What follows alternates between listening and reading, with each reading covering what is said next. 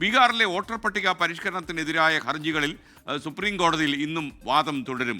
തെരഞ്ഞെടുപ്പ് കമ്മീഷന്റെ നടപടി ഭരണഘടനാ വിരുദ്ധമെന്ന ഹർജിക്കാർ ആരോപിച്ചു.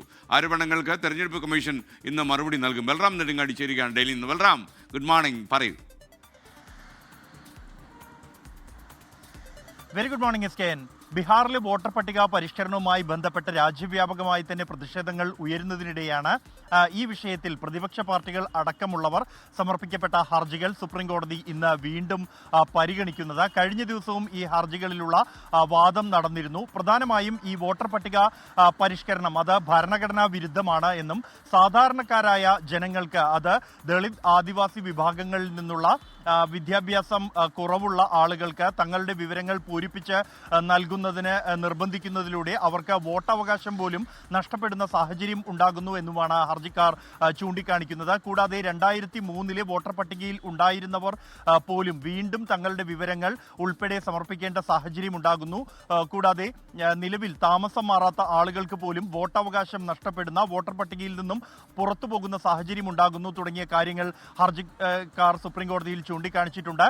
കഴിഞ്ഞ ദിവസം നടന്ന വാദങ്ങൾക്കിടെ ഈ നിലവിൽ ഇപ്പോൾ ഈ കേസ് ഹർജികൾ സുപ്രീം കോടതി പരിഗണിക്കുന്നതിനിടെ തന്നെ ഈ വോട്ടർ പട്ടിക പരിഷ്കരണവുമായി ബന്ധപ്പെട്ടുള്ള ആദ്യഘട്ടം തെരഞ്ഞെടുപ്പ് കമ്മീഷൻ പൂർത്തിയാക്കിയിരുന്നു. കരട് വോട്ടർ പട്ടിക തയ്യാറാക്കിയിരുന്നു. എന്നാൽ ഈ കരട് വോട്ടർ പട്ടികയിലും വലിയ തോതിലുള്ള പിഴവുകളുണ്ട് എന്നും മരിച്ചുപോയ പലരെയും വോട്ടർ പട്ടികയിൽ ഉൾപ്പെടുത്തിയിട്ടുണ്ട്, ഒപ്പം തന്നെ ജീവിച്ചിരിക്കുന്ന പലരെയും മരിച്ചതായി കണക്കാക്കിയിരിക്കുന്നു വോട്ടർ പട്ടികയിൽ തുടങ്ങിയ കാര്യങ്ങളാണ് ഹർജിക്കാർ കോടതിയെ അറിയിച്ചത്.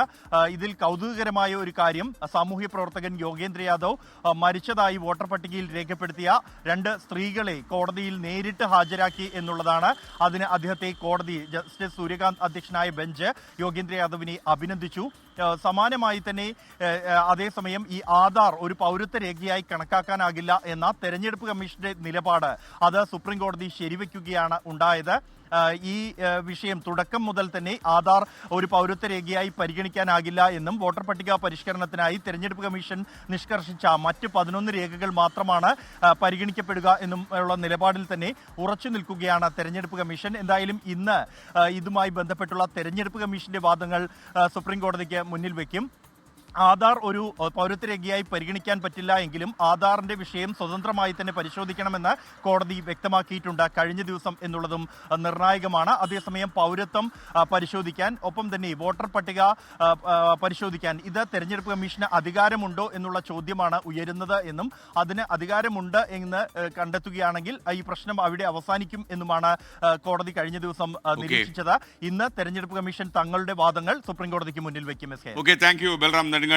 ലോകത്തെവിടെയായാലും ഏത് സമയത്തും 24 വാർത്തകളും ഓഗ്മെന്റഡ് റിയാലിറ്റി പാക്കേജുകളും എക്സ്പ്ലെയിനറുകളും വിശദമായി കാണാൻ ഞങ്ങളുടെ യൂട്യൂബ് ചാനൽ നിങ്ങൾക്ക് സബ്സ്ക്രൈബ് ചെയ്യാം.